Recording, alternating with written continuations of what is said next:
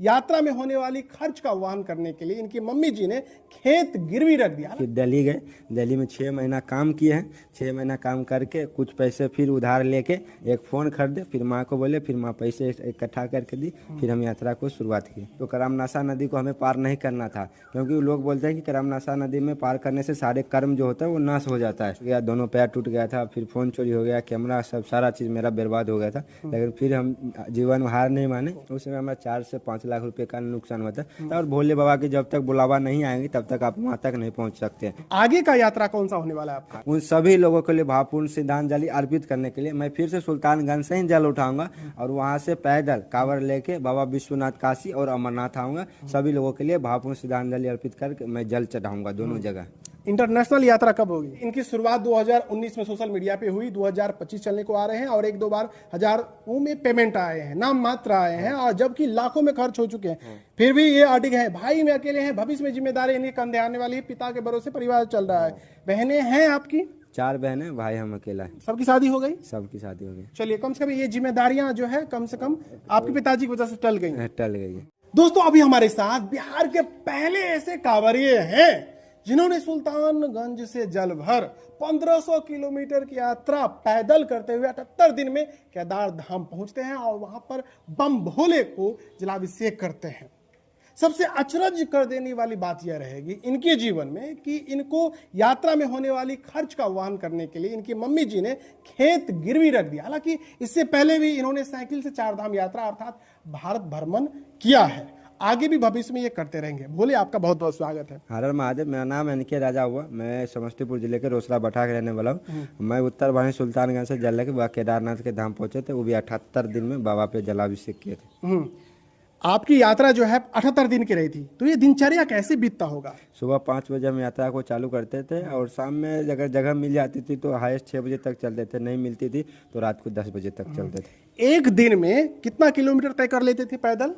एक दिन में हम शुरू में 10 से 15 किलोमीटर, उसके बाद धीरे धीरे 30 से 35 किलोमीटर पे डेली का। कितने देर आराम करने के बाद फिर निकल जाते थे? आराम कभी दिन में जगह मिल जाता था तो 1-2 घंटे आराम कर लेते थे, नहीं तो धूप में चलना ही पड़ता था। यात्रा के दरमियान किन किन राज्यों से, किन किन शहरों से होते हुए पहुंचे आप? हमारा बिहार से हम निकले थे यूपी से उत्तराखंड। खाना किस तरह का खाते थे आप?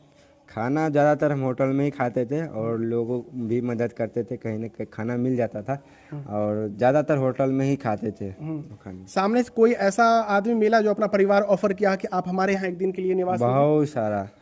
लेकिन हम भी नहीं जाना चाहते थे। वो कांवड़ है, कांवड़ का नियम होता है कि आप कांवड़ लेके किसी को घर पे नहीं जा सकते, या तो आप मंदिर पे रह सकते हैं या तो पेट्रोल पंप।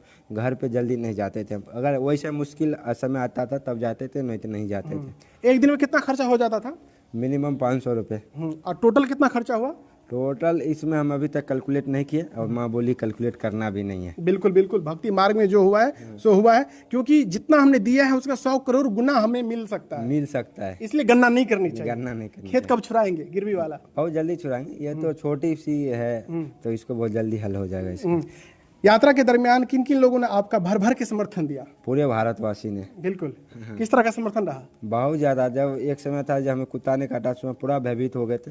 वीडियो डालने के बाद इतना ज़्यादा कॉल, इतना ज़्यादा मैसेज आने लगा कि हम सोच भी नहीं सकते हैं। यात्रा के दरमियान हमने देखा तो पाया कि मुरली वाले हौसला जी ने आपको अपने घर पर आमंत्रित किया था। जी, उस समय पे, जिस समय पे भैया को सांप ने बाइट किया था, आपको लोग को पता ही होगा, उस समय हम गाजीपुर में ही थे। क्योंकि आपको पता है कि हम जाने वाले थे इधर से बक्सर से जमानिया दिलदार नगर होते हुए काशी होके हम जाने वाले थे। लेकिन क्या होता है ना कि आपको सारे नियम व्रत के चलना पड़ता है। तो जमानिया दिलदार नगर के बीच में एक करमनाशा नदी गुजरती है, तो करमनाशा नदी को हमें पार नहीं करना था, क्योंकि लोग बोलते हैं कि करमनाशा नदी में पार करने से सारे कर्म जो होता है वो नाश हो जाता है।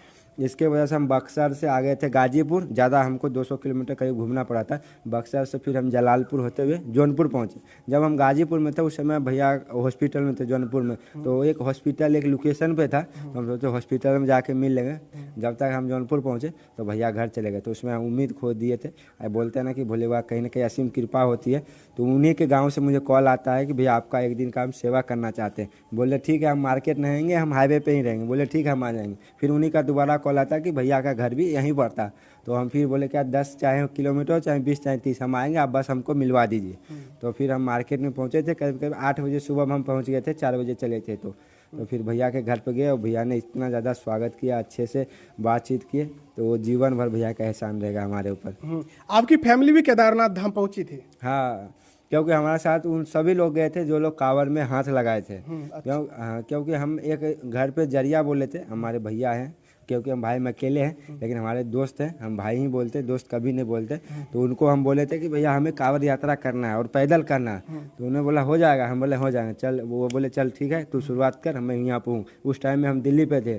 तो फिर दिल्ली से हम भैया को कॉल किए, भैया ने वो सारा चीज़ प्रोसेस करके रखा था। फिर हम दिल्ली से आए थे, फिर भैया को लेके, भैया को, माँ को, हम सब का सुल्तानगंज गए थे, वहाँ से कार उठाए थे, फिर भैया घर वापस आ गए थे। फिर जब हम बाबा केदारनाथ के धाम पहुँचे तो उन सभी लोगों को हम बुलाए थे बाबा केदारनाथ के दर्शन करने के लिए। पहली यात्रा आपकी 4 धाम वाली सफल रही थी, दूसरी वाली असफल रही, कहीं ना कहीं नजरें लग गई थी आपको, कितना नुकसान हुआ था आपको? उस समय हमारा 4 से 5 लाख रुपए का नुकसान हुआ था, क्योंकि सारा चीज़ हम जब औरंगाबाद महाराष्ट्र में काम करते थे तो उससे एक पैसा जोड़ के हम सारा चीज़ EMI पे लिए थे। लेकिन कहीं ना कहीं वो सारा चीज़ होता है कि वो सारा पैर टूट गया, दोनों पैर टूट गया था, फिर फ़ोन चोरी हो गया, कैमरा सब सारा चीज़ मेरा बर्बाद हो गया था। लेकिन फिर हम जीवन में हार नहीं माने, फिर दिल्ली गए। दिल्ली में 6 महीना काम किए हैं। 6 महीना काम करके कुछ पैसे फिर उधार लेके एक फ़ोन खरीदे, फिर माँ को बोले, फिर माँ पैसे इकट्ठा करके दी, फिर हम यात्रा को शुरुआत की। क्या आप मानते हैं कि प्रेजेंट टाइम में इस घोर कलयुग में जब हम आगे बढ़ने को तत्पर होते हैं तभी हमारा पीछे पैर जो है कोई खींचने लगता है? वो हमारा समाज हो सकता है, वो हमारा परिवार हो सकता है, ऐसा लगता है आपको पता होगा जब हम 12 ज्योतिर्लिंग की शुरुआत किए थे तो आप लोग भी हमारे घर पे आए थे। तो उस समय सारे गांव के लोग इकट्ठा हुए थे, सारे लोग सपोर्ट में थे। लेकिन कहीं ना कहीं होता है कि जब आप सफलता की सीढ़ी में आगे बढ़ते तो वही लोग आपको पैर खींचना शुरू कर देते। यही चीज़ हमारे साथ हुआ था। हाँ, केदारनाथ में अभी मानसून है तो लैंडस्लाइड ज्यादा होती है, तो ज्यादातर भक्त रास्ते से वापस तो नहीं हो रहे थे, बारिश पहुंच गए। हाँ, बारिश के टाइम पे थोड़ा रिस्क वहाँ पे बहुत ज़्यादा हो जाता है, आपको संभल के चलना पड़ता है। अभी हाल फिलहाल में 5-6 दिन पहले ही उत्तरकाशी में एक बहुत बड़ी घटना हुई है, उसमें कई सारे लोग चले गए। तो आपको बारिश के टाइम में बहुत सारी सावधानी बरत के चलना पड़ता है। और भोले बाबा की जब तक बुलावा नहीं आएंगे तब तक आप वहाँ तक नहीं पहुँच सकते। आप भले रील में या मोबाइल में देख के आप घर से निकल जाते, लेकिन आप अगर बुलावा नहीं है तो आप वापस आ जाइएगा, चाहे हरिद्वार हो, कहीं से भी आप वापस आ सकते हैं, वहाँ तक नहीं पहुँचेगा। जो भी भोले आपसे जो है गाइड लेना चाहते हैं उन्हें कैसे, आप क्या कुछ कहेंगे? हाँ, आप हमें DM कर सकते हैं, कमेंट कर सकते हैं। आपको 12 ज्योतिर्लिंग, 3 धाम, चारों धाम को आपको हम पूरा गाइड कर सकते हैं। इतना तो अनुभव हो गया है इनको, ये आपको भली भांति समझा सकते हैं और मार्ग प्रशस्त करवा सकते हैं।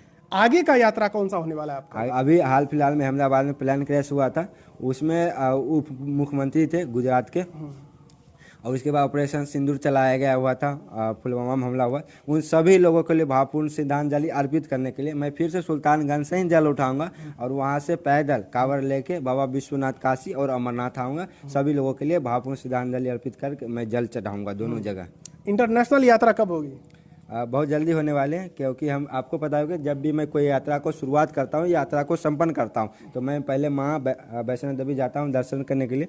तो मैं वहाँ जा रहा हूँ, माँ का दर्शन करके आऊँगा, फिर माँ से आज्ञा लूँगा, फिर मैं आगे की यात्रा को कंटिन्यू करूँगा। बिल्कुल बिल्कुल। देखिए, इनके दृढ़ निश्चय को आपको सलाम करना पड़ेगा, क्योंकि जितने जुनून के साथ ये शुरू करते हैं उसी जुनून पर ये खत्म करते हैं। क्योंकि एक माँ जो होती है जन्म दी है, और वो माँ है जो राह दिखाती है कि तुम्हें इस राह पे चलना है, तुम्हारे यही राह पे चलने के लिए तुम बनाए गए हो, तो उसी राह पे हम चलते हैं। देखिए, इनकी शुरुआत 2019 में सोशल मीडिया पे हुई, 2025 चलने को आ रहे हैं और 1-2 बार हजारों में पेमेंट आए हैं, नाम मात्र आए हैं, और जबकि लाखों में खर्च हो चुके हैं। फिर भी ये अडिग हैं, भाई में अकेले हैं, भविष्य में जिम्मेदारी इनके कंधे आने वाली है, पिता के भरोसे परिवार चल रहा है। बहनें हैं आपकी? 4 बहनें, भाई हम अकेला है। सबकी शादी हो गई? सबकी शादी हो गई। चलिए, कम से कम ये जिम्मेदारियां जो है कम से कम आपके पिताजी की वजह से टल गई है। तो दोस्तों, राजा के बारे में आप क्या सोचते हैं? अगर आप इन्हें देखना चाहते हैं, फॉलो करना चाहते हैं, तो NK राजा बिहार वाला नाम से फेसबुक, यूट्यूब, इंस्टा इनका चलता है, आप जाकर के इन्हें फॉलो कर सकते हैं। इनके बारे में क्या कुछ कहेंगे, कमेंट करिएगा। जाते जाते क्या कुछ कहिएगा? बस आप लोग जैसे ही आप लोग पिछले यात्रा में मुझे हौसला और सपोर्ट किया था, आप लोग ऐसे ही हमें प्यार देते रहे, ऐसे ही मानने करने की यात्रा करते रहेंगे।